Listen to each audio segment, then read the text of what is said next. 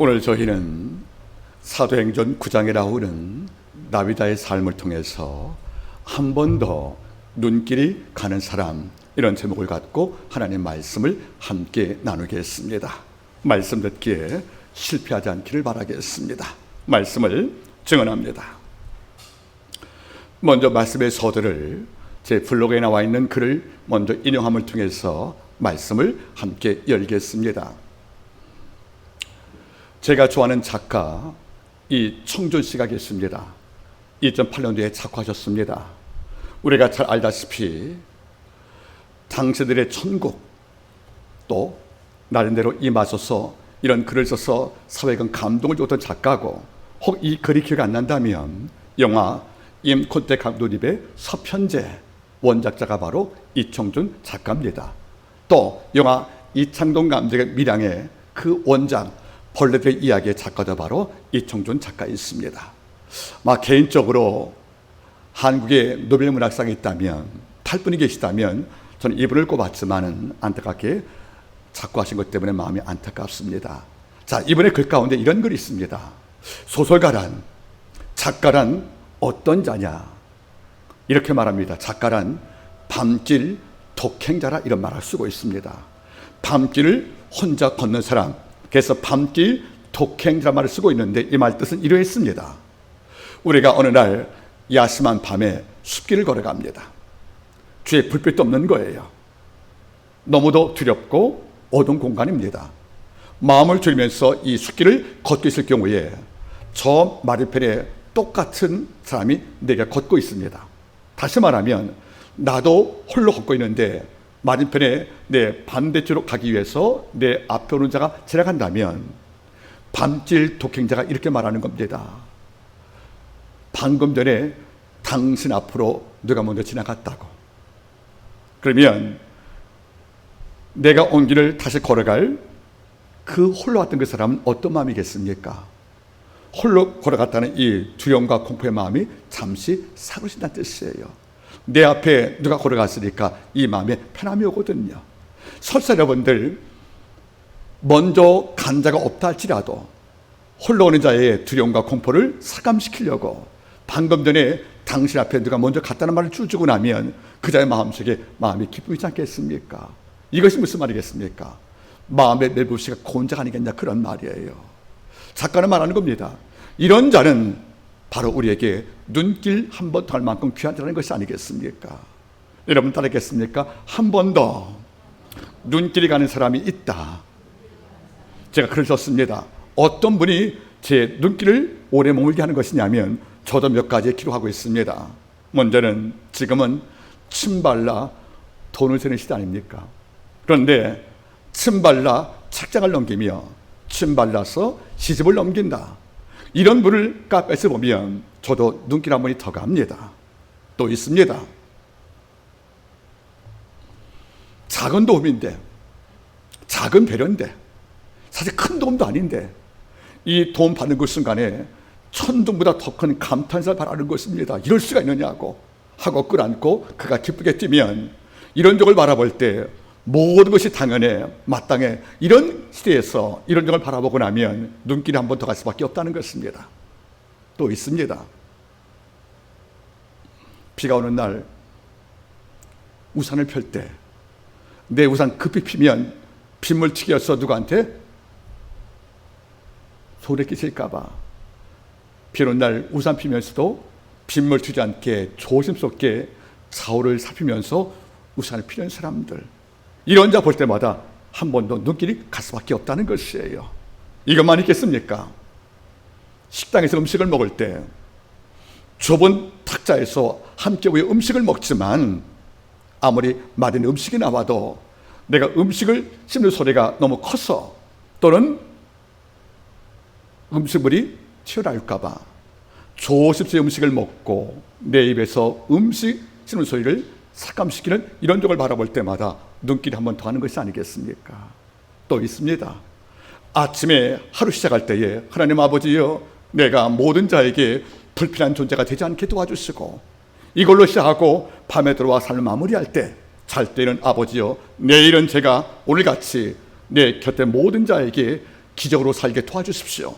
이렇게 기도하는 사람을 볼 때마다 한 번도 눈길이 갈 수밖에 없다는 것입니다. 성경을 보겠습니다.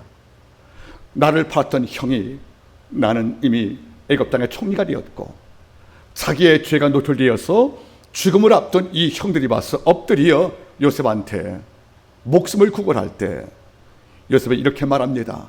내가 하나님을 대신하오리까. 두려워하지 마십시오. 형을 살릴 뿐만 아니라 당신 후손까지 내가 지킬 거라는, 이렇게 말하는 요셉 바라볼 때 우리는 한 번도 눈길이 가지 않습니까? 나잇을 바라보시기 바라겠습니까? 악시 들려 창 던지어서 다윗을 벽에 박겠다고 광기에 빠진 이 왕을 위해 수금을 타고 그가 창을 던질 때에도 두 번째 피하면서 마지막까지 왕의 권을 지켜주었던 이 다윗의 행동을 바라볼 때 한 번도 눈길 가지 않습니까? 여러분들, 모세 바라보세요. 애굽을 나오게 하고 광야에서 모든 고통을 담당한 모세지만 물이 없다고 원망을 하고 고기 없다고 원망을 하고 더 나가서 여러분들 애굽 땅을 그리워서 돌아가자고 돌 들고 모세를 치료할 때 모세가 같이 돌 들었습니까? 엎드려 이렇게 말합니다. 하나님이여, 이 백성을 용서하시고 내 이름을 세면치게 지어달라는 말. 이런 점 바라볼 때 여러분들 한 번도 눈길 가지 않습니까? 아브라함 바라보세요. 철 없고 욕심 많은 그 조카 롯이 아브라함 목동과 자기의 목동이 좁은 목줄에서 갈등이 왔을 경우에 이걸 알고도 모르지 했던 그 롯을 바라봤지만 아브라함은 먼저 롯을 불러서 우리가 고륙이 아니더냐, 우리가 같은 핏줄 아니겠더냐, 이런 우리가 다툰다면 우리를 바라보는 모든 이방인들이 우리가 믿는 여호와를 어떻게 볼 것인가 하고 이리 말합니다. 네가 우하면 내가 좌할 것이고 네가 좌하면 내가 올 거라는 모든 선택권을 양보했던 이 아브라함 바라볼 때 여러분들 한 번도 눈길이 가지 않습니까? 나이 들면 눈에 보이는 게 달라요. 화려한 것, 눈부신 것들은 오래가지 않습니다. 마음의 진실, 따스한 마음, 너그러운 마음, 관용의 마음을 끌어안고 형제의 허물을 잠시 이해해주고 품고 그가 돌이킬 때까지 그를 위해서 끝까지 기도로 배려할 수 있는 이런 영성의 넓이, 즉 속 깊고 마음이 따스한 자, 이런 자가 하나님과 모든 자에게 눈길 한 번도 받지 않겠습니까? 오늘 우리 사도행전 9장에서 한 여인 이른바 다비드라는 인물을 보게 됩니다. 이 성경 말씀을 읽을 때마다 신약에서 많은 인물을 제가 발견하지만은 이분의 등장된 이 기록을 읽을 때 전 다시 읽게 됩니다. 비록 다비드의 모습을 지금 볼 수 없기 때문에 그를 통해 그의 정보를 알고 있지만 이 본문을 몇 번씩 다시 읽게 되는, 그래서 말씀 속에서 다비드를 또 한 번 보게 되는 이런 역할이 제게 마음에 있다는 것을 함께 나눌 것입니다. 여러분, 다비다 오늘 성경 말하지요, 이름이 도르가라는 말로 등장을 합니다. 즉 누가는 역사서 사도행전 속의 한 인물 욥바에 사는 바로 다비다를 언급하고 있는데 이 말씀 속에서 인적 사항이 세 가지가 언급되어 있다는 거지요. 먼저 첫 번째, 그의 거주지가 욥바라는 것입니다. 욥바란 그 도시는 항구인데 놀랍게도 이스라엘 땅에서 북쪽, 즉 단지파에 속했던 북쪽의 변방지방의 작은 항구 도시입니다. 우리는 요나서에서 나시스를 항행을 거부하고 니느웨를 거부하고 나시스 가려고 요나가 어디에 있습니까? 욥바에서 배를 타지 않습니까? 이걸로 기억하지만 실상은 이 욥바라는 그 항구 도시는 너무 작은 도시예요. 이른바 어촌 도시입니다. 우리 말하면 시골 변방이라는 것이에요. 이 마을에 살고 있으니까 우리 뭘 느낍니까? 이 다비다가 신분적으로 또는 재산적으로 또는 지위적으로 높지 않다, 이걸 우리가 먼저 알 수가 있다는 것입니다. 두 번째, 누가는 다비다에 대해 두 번째 정보를 주고 있는데 그가 바로 여제자라고 나옵니다. 이른바 마데트리아. 여제자란 말 뜻은 놀랍게도 여러분들 신약 성경 속에서 여자가 쓰는 최초의 존칭이었다는 겁니다. 많은 인물이 등장하지만 신약에 여성들이 많이 등장할 때 유일하게 또는 처음으로 여제자 마데트리아 이거를 얻은 자가 바로 다비다입니다. 그는 삶 속에서 주님의 제자가 되었다는 거예요. 여러분, 성경 말씀 가운데 제자란 말은 다른 것이 아니에요. 따라 배운다 뜻이거든요. 삶을 배운다, 교훈을 마음에 삼다, 이런 말이니까 이 다비다의 삶 속에는 예수의 흔적이 남아있다는 것입니다. 그의 언어, 그의 표정들, 그의 모든 가치관 속에서 세속이 아닌 이른바 스노비즘, 이런 세속주의가 아닌 예수주의라는, 그리스도가 내 삶을 이끄는 창조주요, 내 삶의 구원자요, 그리고 주의 형상을 담기 위한 이런 각투와 분투가 있는 이런 삶을 살았기 때문에 성경은 말하지요, 여제자라고요. 전 여러분들, 아까 우리 기도했습니다. 내종 갈렙은, 여러분, 그 당시에 하나님의 종이 얼마나 말했겠습니까? 그런데 하나님이 지목을 한 거예요. 내종 갈렙이라고요. 하나님께 어떻게 평가받았습니까? 너는 내종이라는 거예요. 하나님이 친히 인정했다는 거 아닙니까? 넌 내 종이라고. 마찬가지예요. 너는 내 여제자다. 성령 하나님께서 그에게 감동을 준 겁니다. 너는 여제자라고요. 이것을 누가 더 알았고 본문에 기록 안 했습니까? 세 번째는 선행과 구제가 심히 많더란 말이 나오는 거예요. 욥바는 어떤 도시입니까? 가난한 도시였습니다.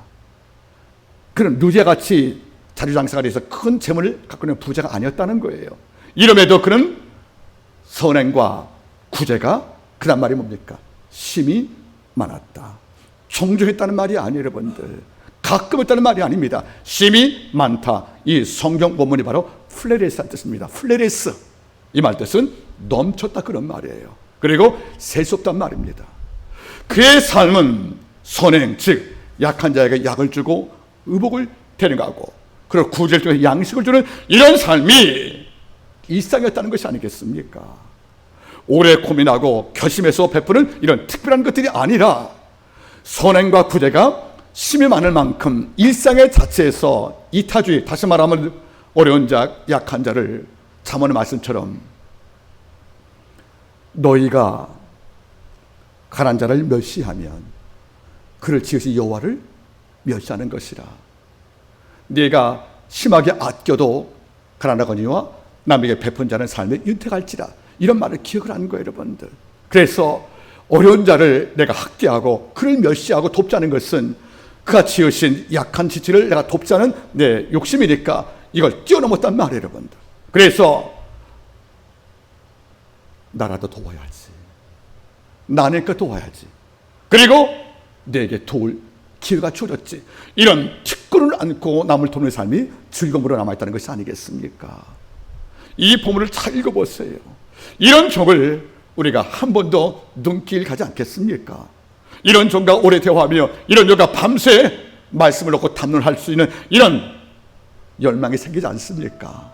오늘 특별히 오늘 본문의 말씀을 통해서 이 부분을 자세하게 언급하기를 부탁드리겠습니다. 먼저 이 말씀 전에 무엇이냐면 바로 9장 30절 이전에 바로 이런 말이 등장하는 거예요.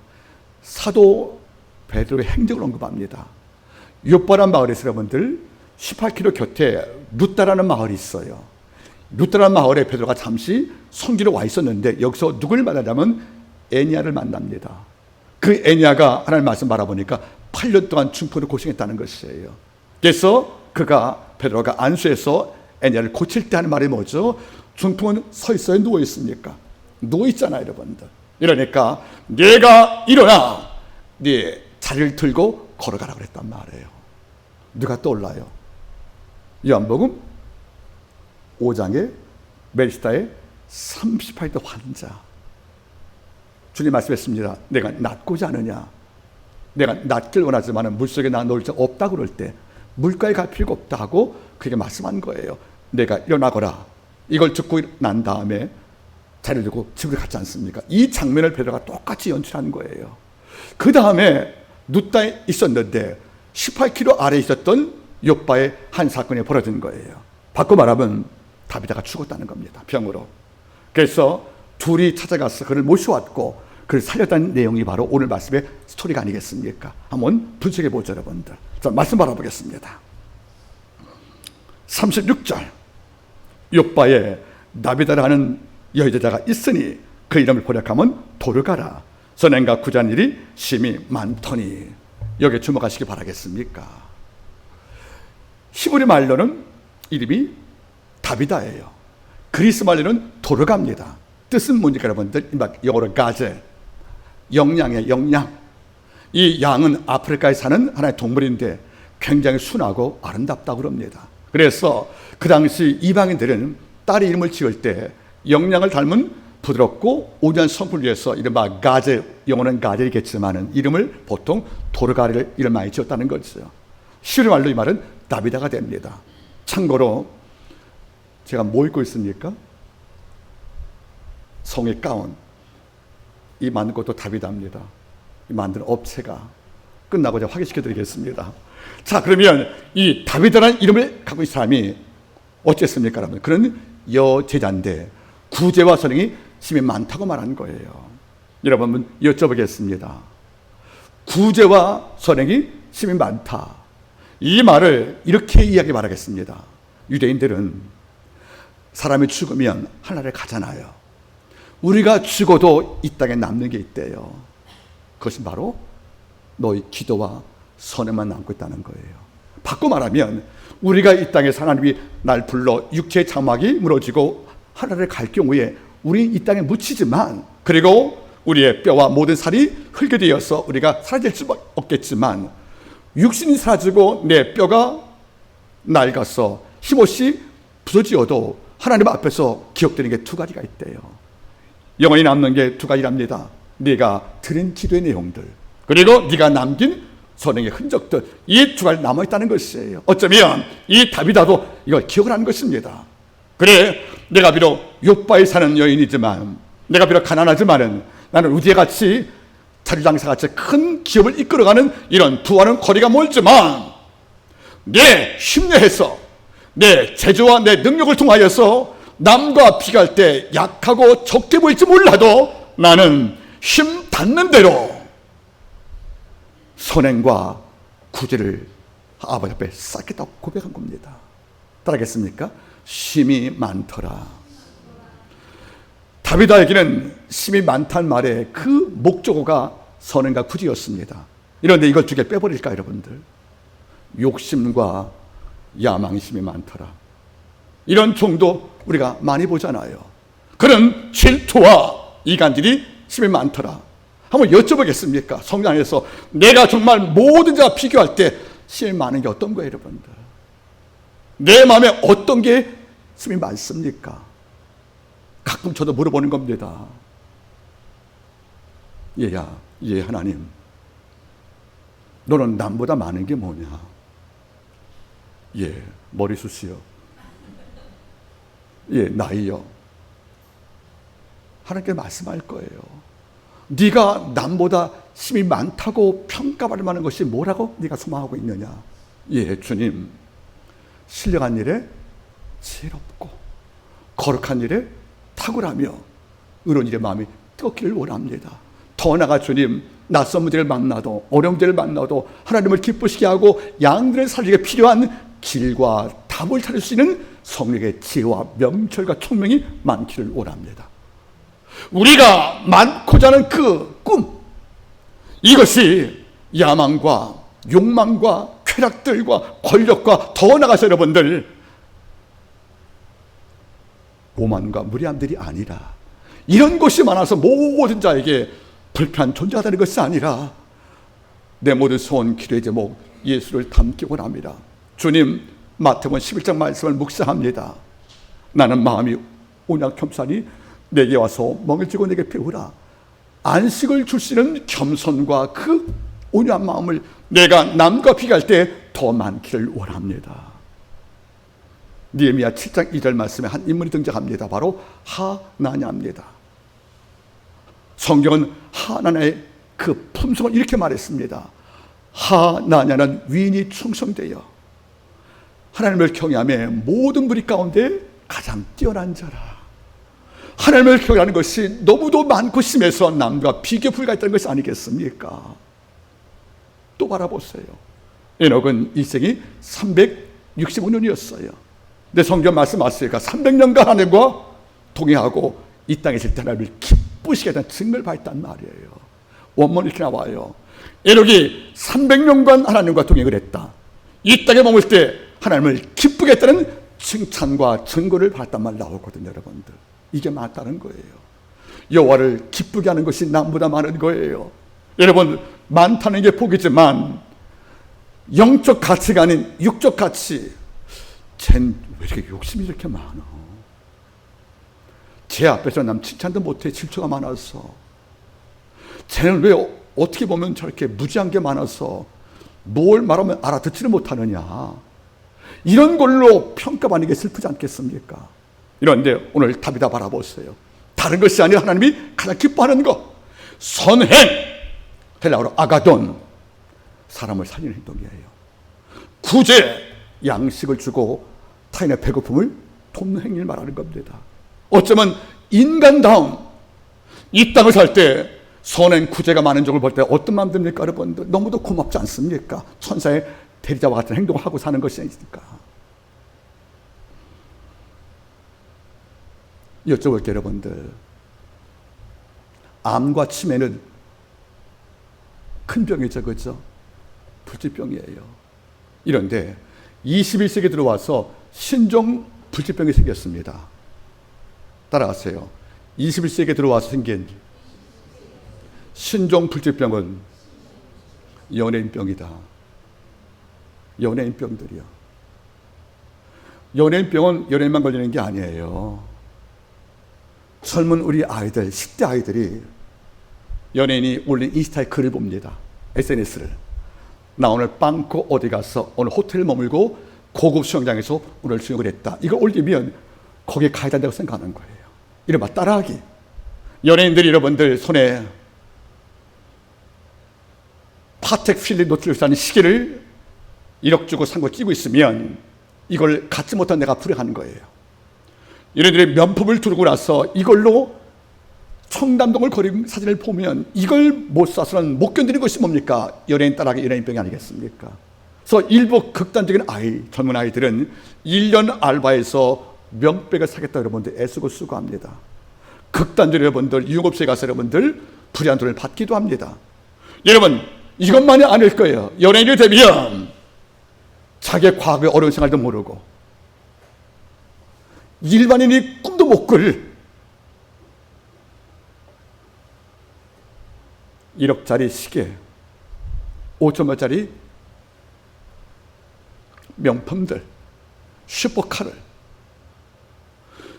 그들이 모든 번 그 돈들을 자기는 만족시키겠다고 남에게 차별성을 중에서 나의 특권을 강조하려고 이런 것들로 내 삶을 치장을 하고 도배한다면 하나님께서 말씀할 거예요. 네 삶에 양식을 먹지 못해 질병을 앓고 있으나 치료할 병원비가 없어서 고생하는 이런 자의 시름과 눈물 소리가 들리지 않더냐는 거 아니겠습니까?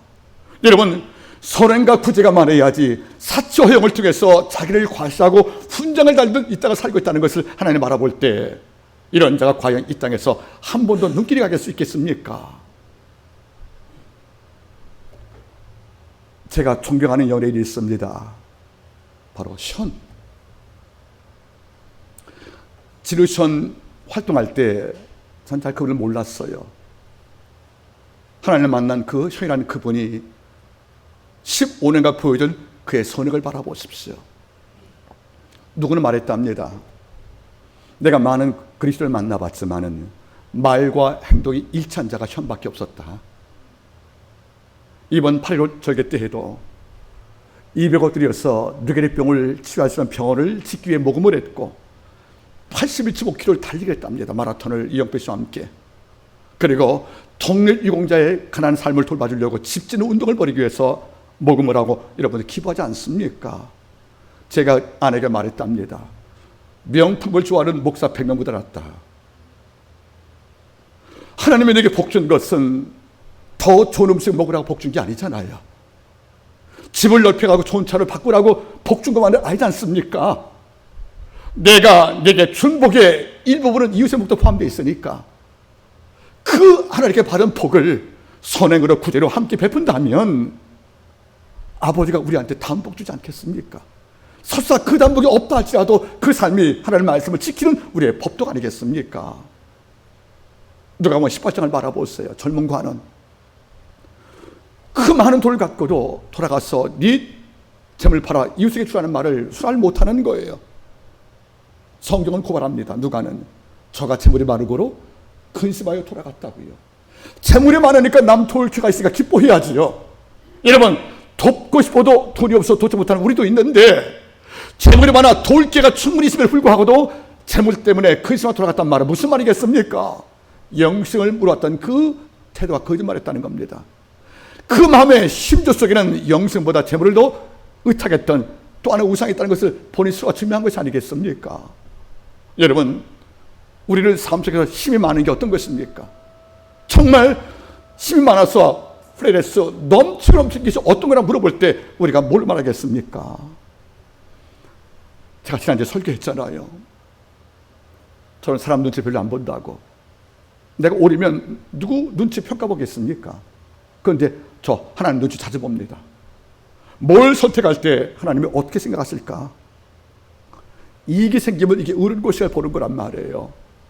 하나님께 예쁨 받고 싶은 게 제 마음이라는 거 아니겠습니까? 이런 까닭에 제 마음에 같은 마음이 있는 겁니다. 하나님, 저는 다른 것은 모르겠지만 하나님께 기쁜 이름이요 영광과 찬송이 되어서 하나님을 아는 지식과 그 지혜가 남보다 더 힘이 많기를 소망합니다. 그게 여러분 제 꿈이란 말이고 우리의 꿈 되기를 바라는 것입니다. 그는 선행과 구제가 힘이 많았다고 그럽니다. 이러니까 뭐냐 부른 겁니다. 여제자라고. 여성을 멸시했던 이 문화에서 유일하게 제자의 호칭을 받은 그 다윗을 바라볼 때 놀랍지 않습니까? 여러분들, 99명이 이것이 옳다고 주장해도 하나님의 뜻에 맞지 않으면 아니라고 말할 때 직장 내에서 여러분들 조금 어려움 당하겠지요. 그리고 남들에게 눈총도 받고 미움도 받겠지요. 하지만 하나님 말씀하는 것입니다. 네가 직장 내 유일한 내 제자라고. 다른 것이 아닙니다. 여러분들, 너는 내 제자다. 비록 네가 성별이 여성이니까 여제자지만 이 말은 굉장한 조치가 아니겠습니까? 여러분들, 부탁입니다. 히브리서 13장 26절 말씀에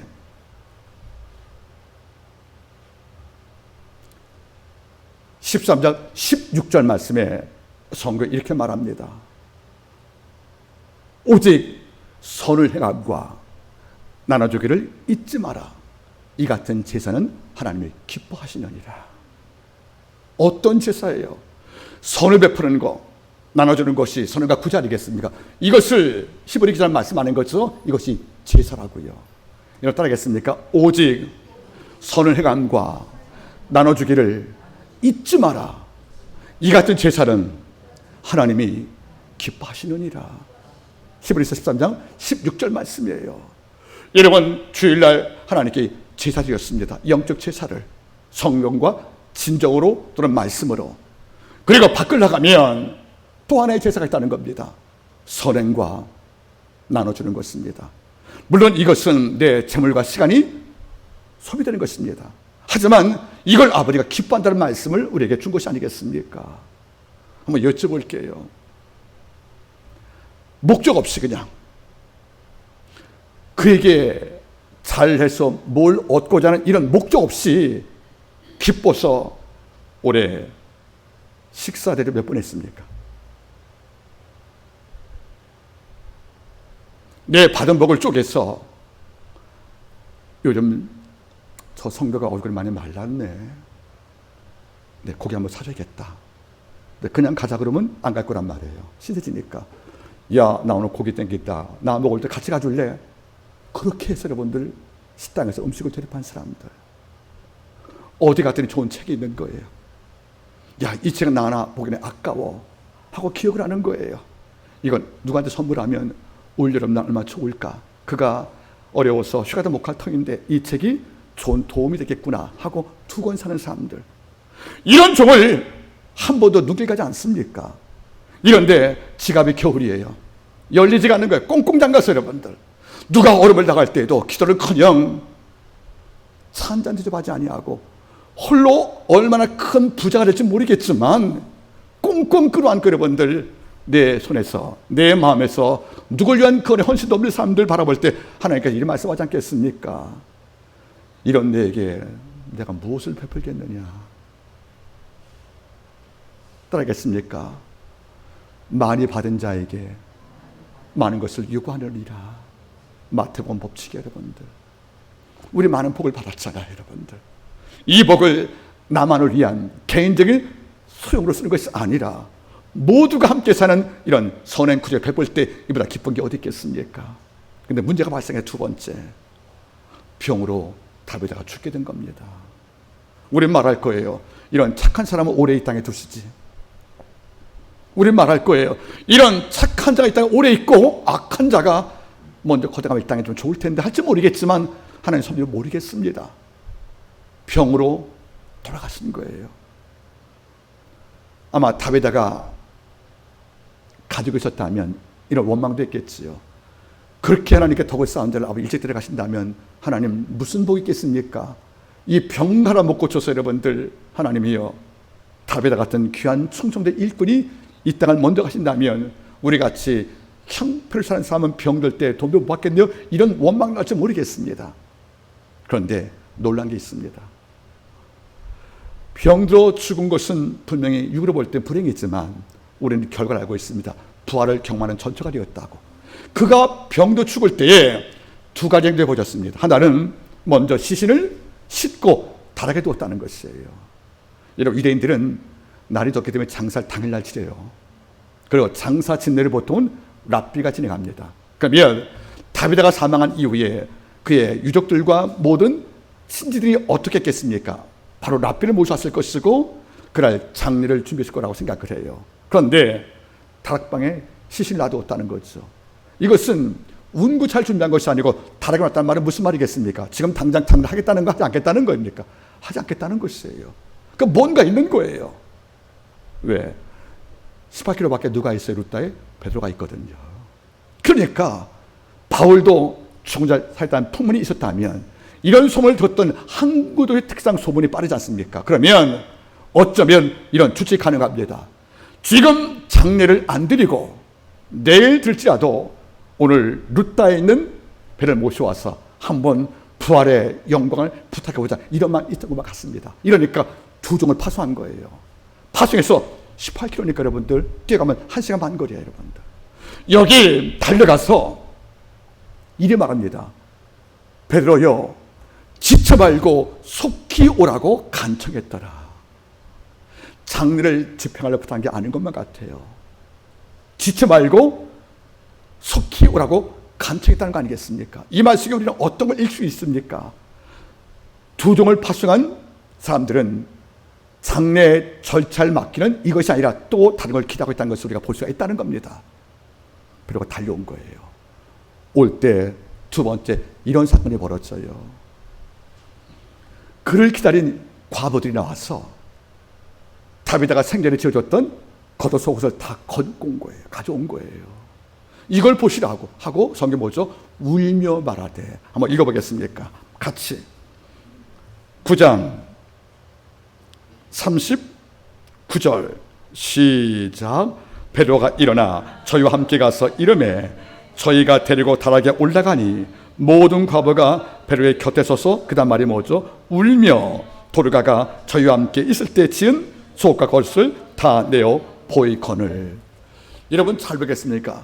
속옷 겉옷을 받은 것을 처음 했던 이 과부들이 그가 오니까 이거 꺼낸 거예요. 추모인 동시에 회상입니다. 이런 분이었다는 거 알겠습니까?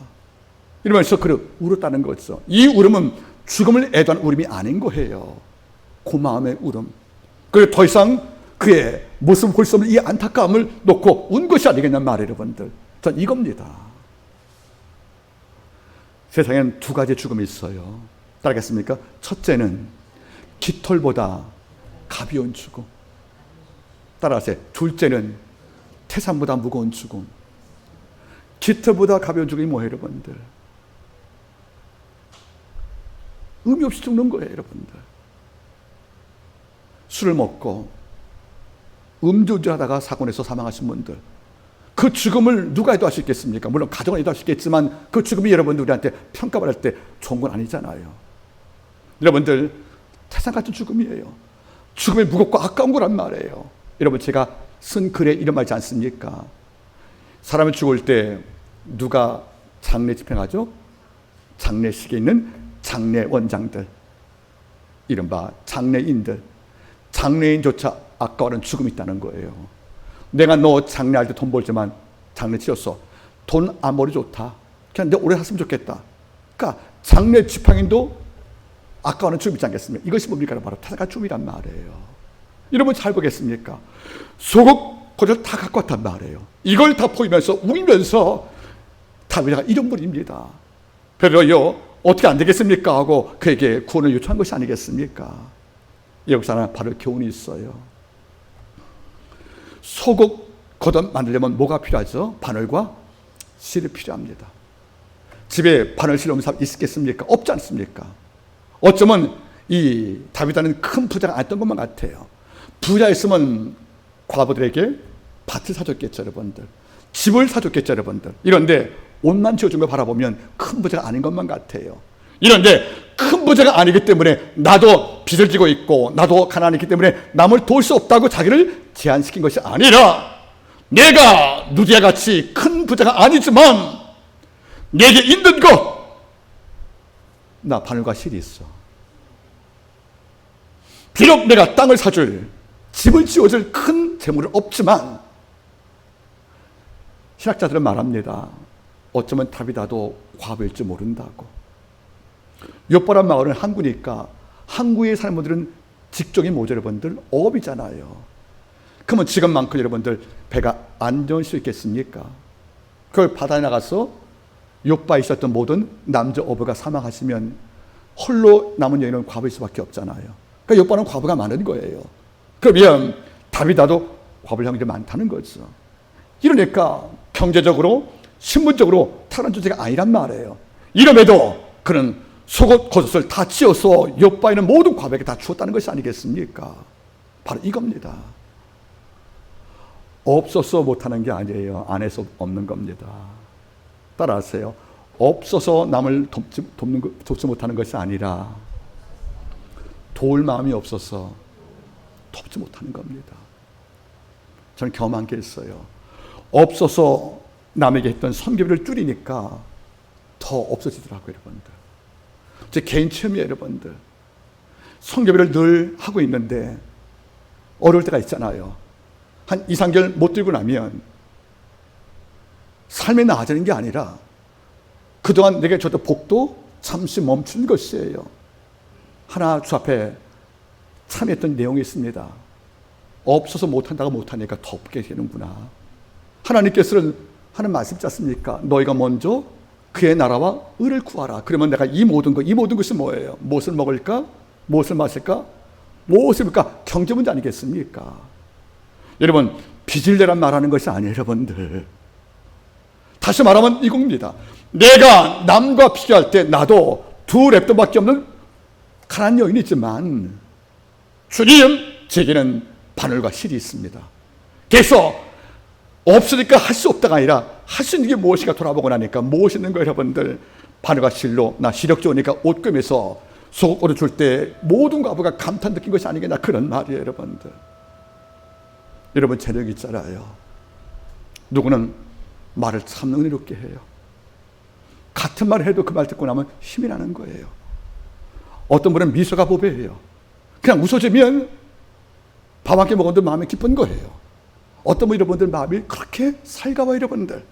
친절하고 따뜻하단 말이에요, 여러분들. 이것이 여러분들 엄청난 무산 재원인지 모릅니까, 여러분들? 자기 안에 바늘과 실 정도만 있으면 남을 도울 수 있다는 것이 누굽니까? 바로 다윗의 생각 아니겠습니까? 지금 대기업들이 100억을 기부한다. 그 세금 감면 받기 하는 거예요. 세금 감면. 기업 이미지 때문에. 진짜 여러분들 기부하는 분들은 이름을 안 냅니다. 여러분, 제가 늘 말씀을 드렸죠, 여러분들. 따라하세요. 강도 만난 이웃을 도와준 선한 사마리아인의 이름은 성경에 나오지 않는다. 이름 없이 했다는 겁니다. 여러분 어떻습니까?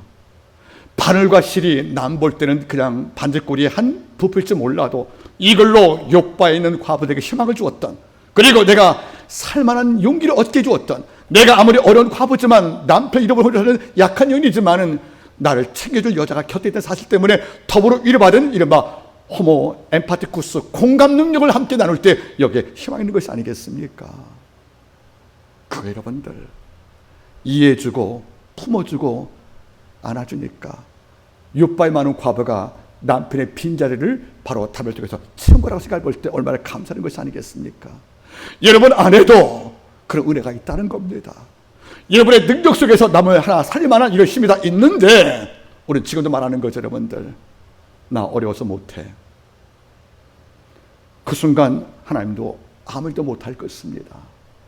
그는 바늘과 실로 욥바의 기적을 만든 자입니다. 과부의 희망이 된 자입니다. 세 번째입니다. 다윗아야 일어나거라. 죽은 자 앞에 나갔던 베드로가 다 사람 물렸어요. 다 물린 다음에 혼자 서서 이렇게 말합니다. 그가 무릎 꿇고 기도했다. 놀라운 사실은 모든 기적의 전반전이 뭡니까? 기도했단 말이 등장하지 않습니까? 자, 이 말을 놓치면 안 됩니다. 한번 읽어보겠습니까, 여러분들? 46절 같이 보겠습니까? 시작. 베드로가 사람을 다 40절 시작. 베드로가 사람을 다 내어보내고 그 다음 마지막 뭐죠? 무릎을 꿇고 기도하고 돌이켜. 오늘 성가의 찬양도 무릎을 꿇고입니다. 무릎을 꿇고 기도한 다음에 외칩니다. 확실 좀 했으니까 다윗아야 일어나라. 누가 떠올라요?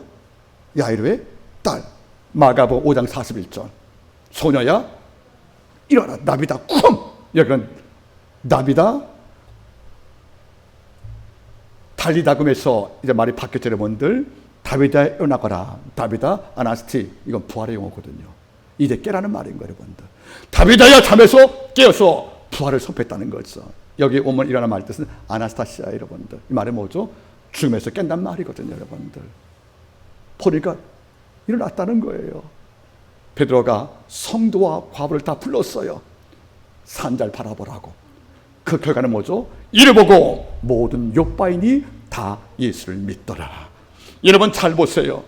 병을 고쳤으면 그냥 치유 사건이지만 그걸 살리니까 욥바에 있던 모든 과부와 모든 자가 다윗 안에 있었던 예수를 만났고 부활을 경험하여 욥바의 모든 도시에 부활 열풍이 본 것이 아니겠습니까? 한 도시가 전폭적 구원받은 사건이 오늘 등장하지 않습니까, 여러분들? 출발은 선행이었는데 결론은 욥바의 구원의 부흥 사건이었습니다. 우리의 작은 헌신이, 우리의 작은 수고로움이 나비 효과가 되어서 점차 파장으로 번지면 한마음께 모든 성도가 구제 열풍, 선행 열풍, 기도 열풍들, 그리고 성령 열풍이 불어서 모든 자가 더불어 사는 이런 은혜의 역사가 오지 않겠습니까? 따라하세요. 다윗아는 생전에 겉옷과 속옷으로 과부를 살리더니 마지막은 자기도 살았다. 이게 복음인 겁니다. 말씀을 제가 맺기를 원합니다. 한 밖에 모든 성도가 큰 문제 없습니다. 하지만 기회 있는 대로 선행 구제에 참여하시길 바랍니다. 이 땅에는 아직도 우리의 도움이 필요한 성도와 약한 자가 너무도 많이 있습니다. 심이 많더라. 마치 그 다음 장 사도행전 10장에 1절에 누가 등장합니까? 바로 이달리 백부장 고넬료가 등장하잖아요. 고넬료가 똑같은 내용이 나와요. 10장 1절과 2절 말씀에 고넬료가 등장하는데 그는 온 집으로 더불어 하나님을 경외하고 백성을 많이 구제하며 항상 하나님께 기도하더라. 여기도 구제가 들어갑니다. 시시한 죄종 가운데 빠질 수 없는 영적 토목이 어떤 것입니까?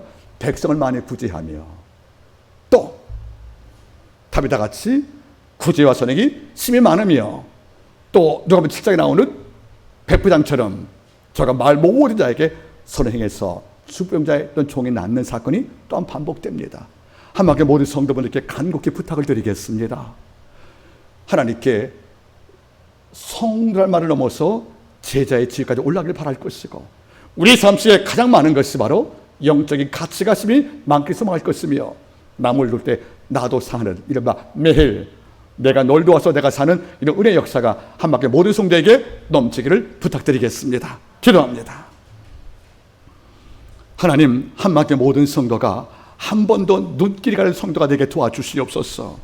하나님이 다윗을 한 번 더 바라보신 것처럼, 하나님이 다니엘을 한 번 더 지켜보신 것처럼, 하나님이 엘리야를 한 번 더 지켜보신 것처럼 하나님의 시선을 다시 한 번 더 받고 사람의 모든 시선이 한 번 더 받을 수 있는 이런 은혜 역사가 한마께 모든 성도에게 있게 도와주옵소서. 이후 한마께 모든 성도를 주님께 제자의 호칭을 받는 영적 반일에 동참할 것을 믿고 감사드리며 모든 말씀을 예수님의 이름으로 기도드립니다. 아멘.